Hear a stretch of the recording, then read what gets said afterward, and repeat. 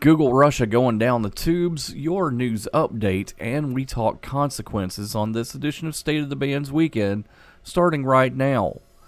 Hello and welcome to Arbitrage, State of the Bands Weekend for May 21st, 2022. I'm Joshua Stark. Google says its Russian subsidiary is planning to file for bankruptcy because it can't pay staff and suppliers. Russian state media reported Wednesday that the U.S. tech company's Russian subsidiary, Google LLC, submitted notice of its intention to declare bankruptcy to a national registry. The company said in a press statement that it filed for bankruptcy because the Russian authorities' seizure of Google Russia's bank account has made it untenable for our Russia office to function, including employing and paying Russia-based employees, paying suppliers and vendors, and meeting our other financial obligations. Twitter is stepping up its fight against misinformation with a new policy cracking down on posts that spread potentially dangerous false stories. The change is part of a broader effort to promote accurate information during times of conflict or crisis. Starting Thursday, the platform will no longer automatically recommend or emphasize posts that make misleading claims about the Russian invasion of Ukraine, including material that mischaracterizes conditions in conflict zones or makes false allegations of war crimes or atrocities against civilians. Tesla CEO Elon Musk promised that taking over Twitter would enable him to rid the social media platform of its annoying spam bots. Now he's arguing, without presenting any evidence, that there might be just too many of these automated accounts for the $44 billion deal to move ahead. The sharp turnaround by the world's richest man makes little sense except as a method to scuttle or renegotiate a deal that's becoming increasingly costly for him, experts said. And while such hardball tactics aren't uncommon in corporate mergers, the way this is playing out in a highly public, seemingly erratic conversation on the very platform Musk wants to buy has little precedent, which means that Musk is negotiating the future of Twitter on Twitter. It's increasingly clear that Musk realizes his offer was too high and is looking for a way to potentially walk away or renegotiate the price, said Brian Quinn, an associate law professor at Boston College. Early Tuesday, Musk tweeted that his deal to buy the company can't move forward unless the company shows public proof that fewer than 5% of the accounts on the social media platform are fake or spam bots. That followed Musk's Friday tweet that the deal was on hold pending more bot details, after which Twitter shares plunged by nearly 10%, and his Monday comments at a Miami conference suggesting he wanted a lower price for the company. A small brewery in Finland has launched a NATO-themed beer to mark the Nordic country's bid to join the Western Military Alliance. Olaf Brewing's O-Tan Lager features a blue label with a cartoon version of a beer-drinking medieval knight in metal armor emblazoned with NATO's compass symbol. The beer's name is a play on the Finnish expression Otan Oluta, which means I'll have a beer, and the French abbreviation for NATO, which is OTAN. The North Atlantic Treaty Organization has two official languages, English and French. News and more on Arbitrage State of the Bands Weekend. Up next. It's Thursday night, and you're grabbing drinks with some friends. Started off with a pitcher for the table, which quickly becomes two. There's pool. And there's the photo booth. All right, everybody squeeze in. Say cheese! Followed naturally by an order of wings. And another. Can we get some extra ranch sauce? Then there's the ceremonial nightcap. So what are we doing this weekend? And lastly, it's back to the car, which, if you're buzzed,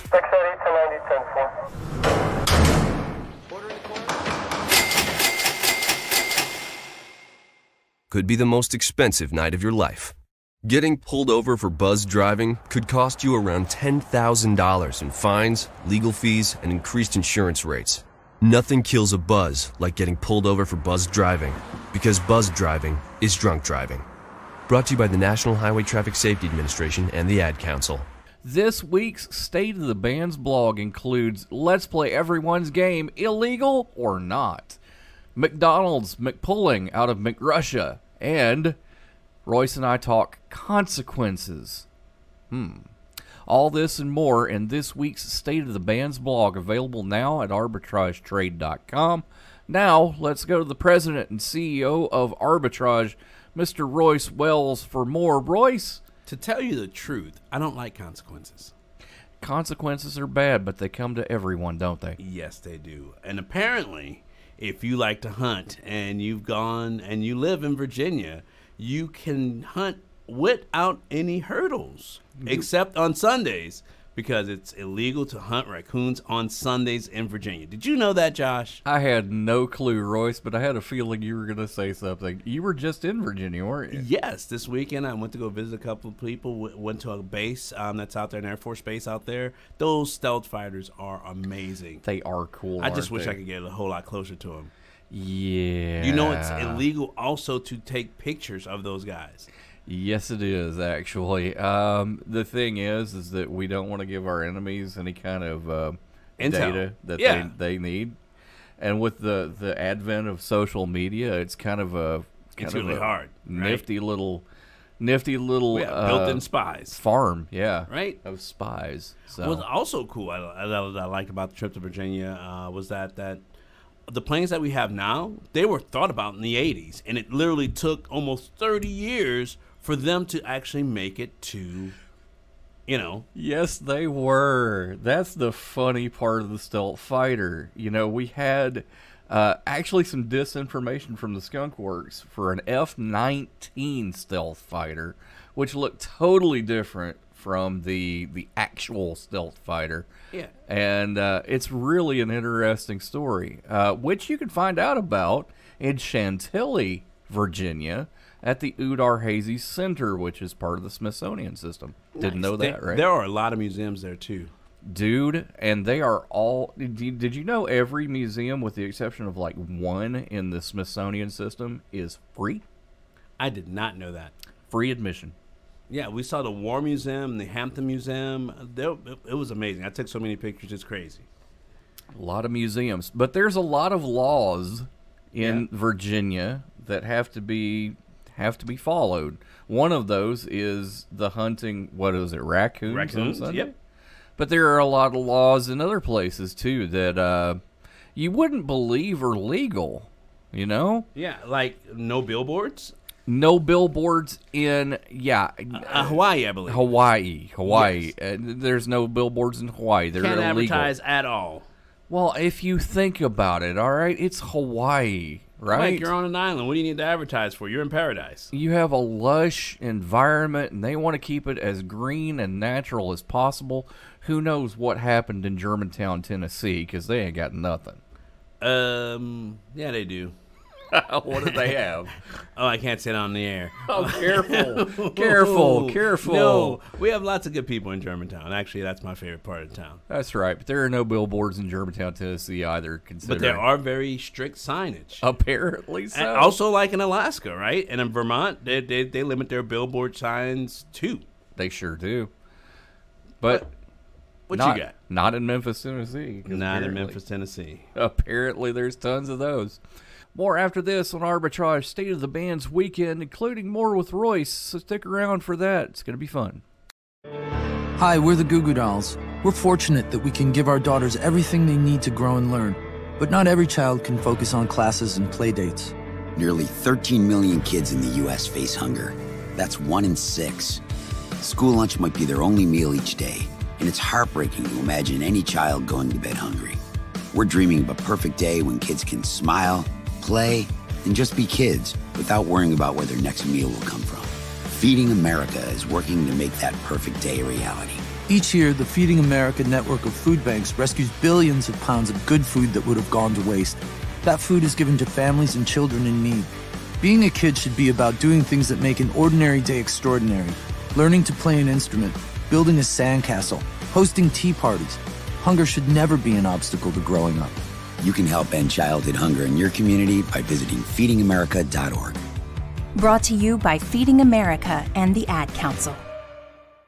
More than 3 decades after it became the first American fast food restaurant to open in the Soviet Union, McDonald's said Monday that it has started the process of selling its business in Russia, another symbol of the country's increasing isolation over its war in Ukraine.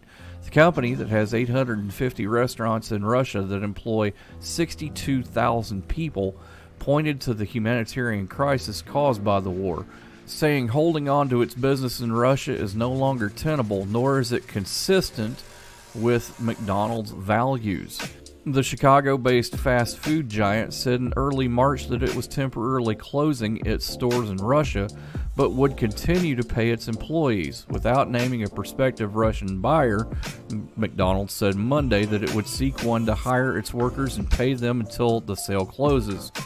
CEO Chris Kempinski said the dedication and loyalty to McDonald's of employees and hundreds of Russian suppliers made it a difficult decision to leave.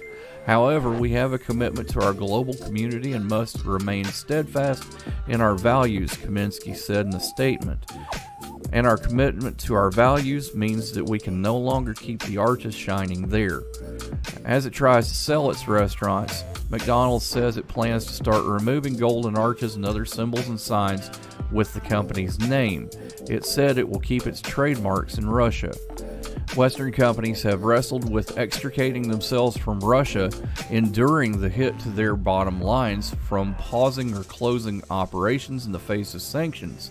Others have stayed in Russia, at least partially, with some facing blowback. French car maker Renault said Monday that it would sell its majority stake in Russian car company AutoVAZ and a factory in Moscow to the state, the first major nationalization of a foreign business since the war began. For McDonald's, its first restaurant in Russia opened in the middle of Moscow more than 3 decades ago.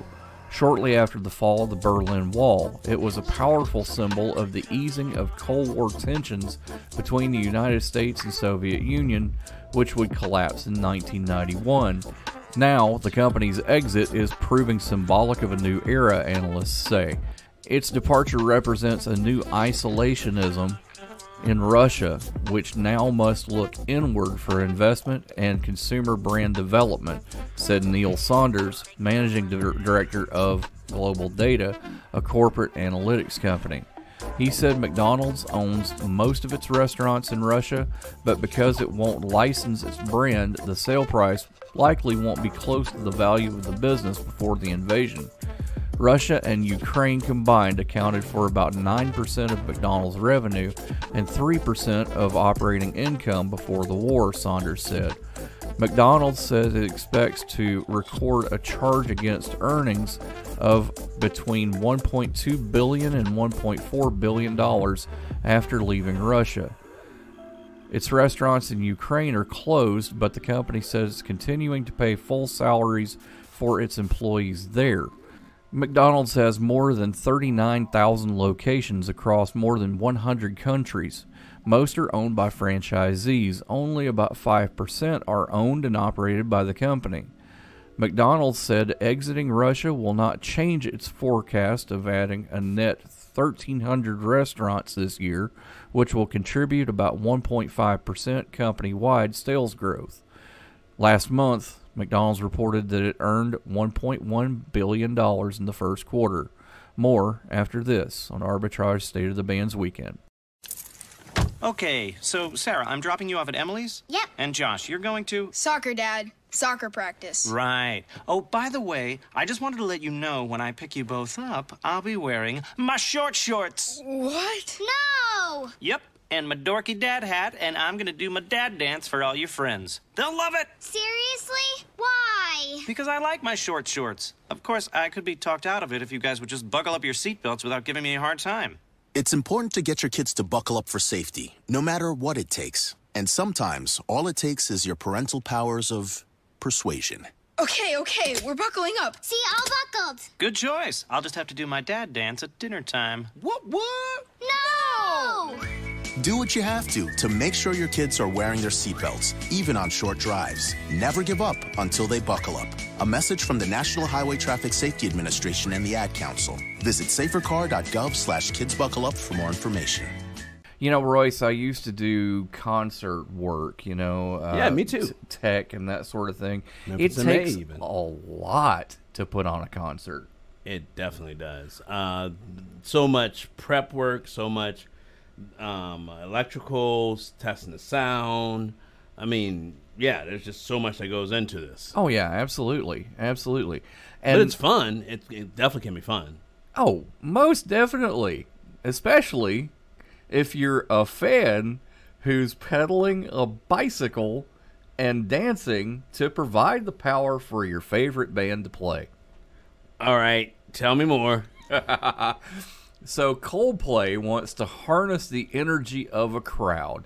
So what they have done is that at their latest tour, which is appropriately titled Higher Power, they've installed kinetic dance floors and energy-storing stationary bikes to encourage fans to help power the show.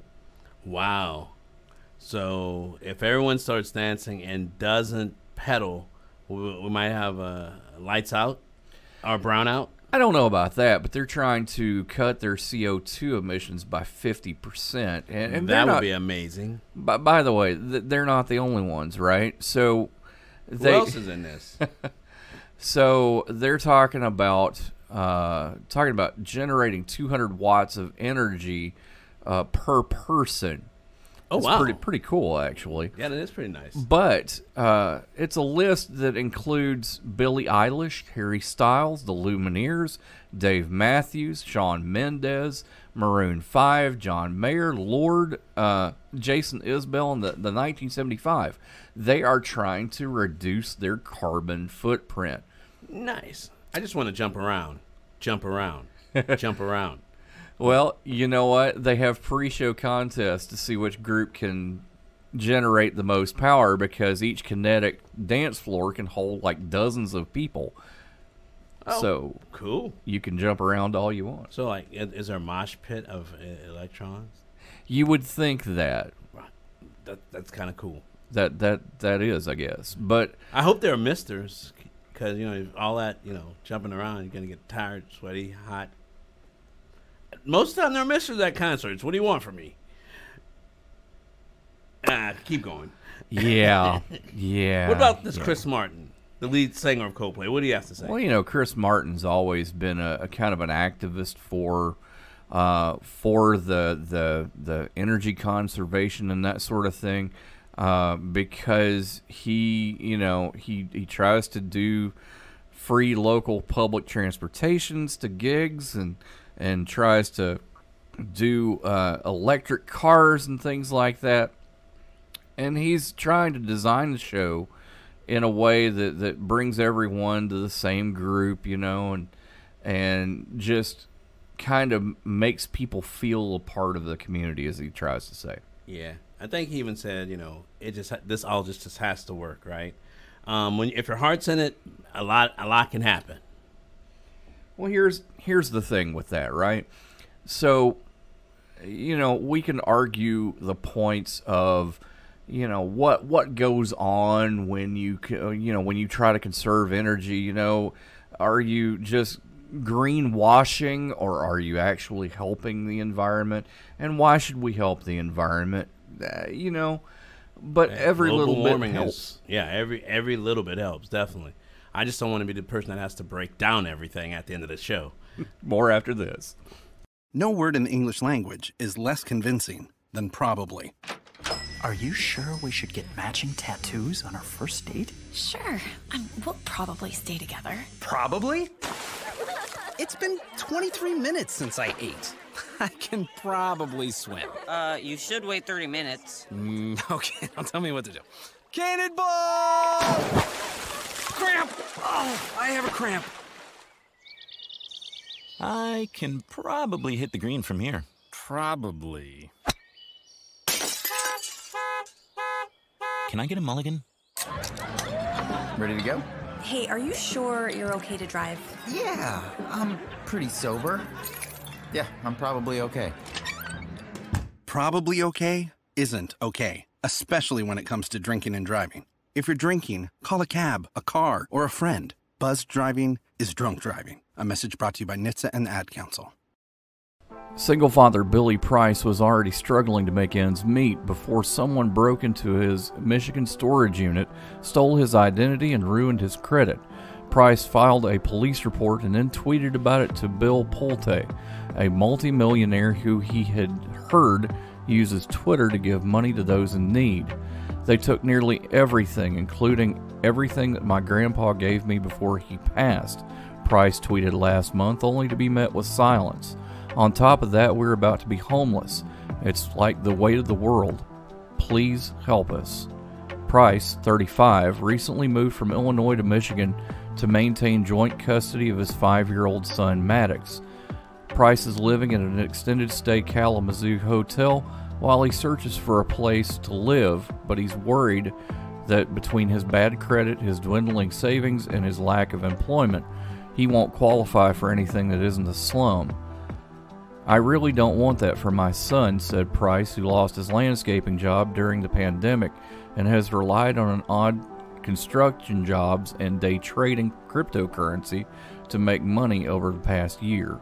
Practically every minute of every hour, someone sends a tweet to Pulte, a 33-year-old private equity investor and heir to the mammoth Pulte Group home building company. A grieving mother needs $800 to retrieve her young daughter's ashes. A Texas man needs help paying off more than $60,000 in credit card debt. A family of 4 is about to lose its house. People send photos of their eviction notices, tearful videos of empty refrigerators, screenshots of the paltry sums that they have in their bank accounts. And nearly every day, Pulte responds. He gave $500 to a man who sent a video of his missing teeth. He gave $125 for a woman to pay for gas so that she could make the long drive to her brother's funeral. It's all part of what Pulte calls Twitter philanthropy, a concept of direct giving in which Pulte and others offer immediate financial support to a tiny percentage of the thousands who reach out every day over social media. I call them hand-ups, not handouts, says Pulte, who has grand vision of disrupting the traditional philanthropy model by using social media to help form an online army of donors to help people in crisis. For Timmy Gerson, Vice President and Chief Content Officer of the National Committee for Responsive Philanthropy, Pulte's generosity is laudable, but she said it's turned into a grotesque Hunger Games in which desperate people compete to get noticed while struggling to survive in a broken system that has deeply unequal access to health care, housing, and services. Direct online giving is nothing new. For years, people have used sites like GoFundMe to get money for medical expenses, funeral costs, and other unforeseen bills. But Pulte's approach is nearly instantaneous.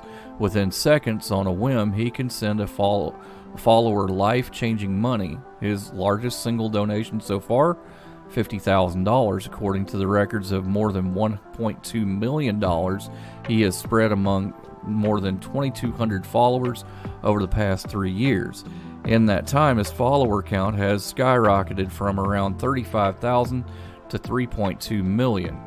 Gerson appreciates the immediacy and transparency of Pulte's approach, but she said it's ultimately far too little to achieve meaningful change. Comparing the situation to the old tale of the Dutch boy who kept his finger in a leaking dike to try to prevent his town from flooding. Why was the basketball court all wet? Because the players kept dribbling on it. The dad joke. Corny, groan-worthy, but also one of the simplest ways to share a moment with your kids. What did the buffalo say when he dropped his son off at school? Bye, son. So take a moment to make your kid laugh, because dad jokes rule. Make your kid laugh today. Go to fatherhood.gov. Brought to you by the U.S. Department of Health and Human Services and the Ad Council. Adopt US Kids presents What to Expect When You're Expecting a Teenager. Learning the lingo. Jelly. Jelly adjective. Jelly is a shorter, better way to say jealous, as in, Chloe, I am like so jelly of your unicorn phone case. You don't have to speak teen to be a perfect parent. Thousands of teens in foster care will love you just the same. Visit adoptuskids.org, brought to you by the U.S. Department of Health and Human Services, Adopt U.S. Kids, and the Ad Council. Hey, Royce, remember a few months ago when we talked about WADA, the game grading service that had a few huge auctions? Yes, I remember that very clearly, actually. Yeah, it kind of makes you upset because... Why? Well, I mean, if you think about it, you know, these games are going for millions of dollars. Millions of dollars. I mean, you know, for example, the graded copy of Super Mario Brothers that was $100,000. Yeah. And, you know, it's only a $30,000 game, apparently. Or, you know, the if you can explain NFT versus this, I'd love to hear it. So, let's talk about that for a moment. If you think about it, okay, these guys have been around for about a year and a half, close to 2 or 3 years anyway. We've seen a lot of games go for amazing prices. Yeah, at least you can play them. Well, I mean, these are boxed, graded, you know, things that are put into lucite cases because they're so, they're like so pristine. You're right.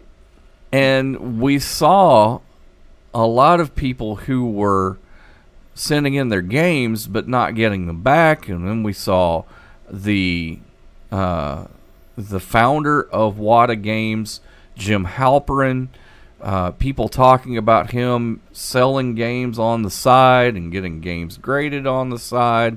A lot of insider trading there. But is that publicly traded? So technically, is it insider if it's not like a stock or a... I'm like, yeah, okay, fine. If I know my signature is gonna add at least $100 to the value of anything I sign, of course I'd sign it. So here's the thing, right? No, it's not a publicly traded company, which probably is a good thing right now. But it's amazing to me that there's so much inside dealing going on. Maybe not insider trading, but inside dealing. Oh, well. Because he founded WADA Games, being Jim Halperin. He founded WADA Games. He founded Heritage Auctions, which are both, both businesses that are tied up into this. And he actually went around game shows and started buying up, these boxed Atari cartridges and boxed things and, that sort of thing. So basically you buy up the supply and then you release it slowly to make your money. It's the law of supply and demand. What do you want? It's amazing to me because the thing is that the market has gone up so much. And I was talking to a knowledgeable gaming collector the other day, and we were talking about the fact that this is a totally separate incident outside of the true collectors, right? Wait, did you just call me not knowledgeable? I might have. I don't know. I will remember this. But we will be following this. Class action lawsuit is in court right now, and we want to see how this goes. We'll definitely be taking a look at it because the current record for Super Mario Brothers is $2 million, and it's also graded by WADA. So who knows? Hey, new house, our old 30, 40, or a single copy of Super Mario Brothers. A copy. Arbitrage Trade Analytics, LLC, is a privately held market research company. Arbitrage Trade Analytics, LLC, is solely responsible for the preparation and distribution of the content of this podcast. The opinions offered in this podcast are for informational purposes only and are not intended to be investment advice. Seek a duly licensed professional for investment advice. For more information about the informational research and services offered by Arbitrage Trade Analytics, LLC, please visit arbitragetrading.com.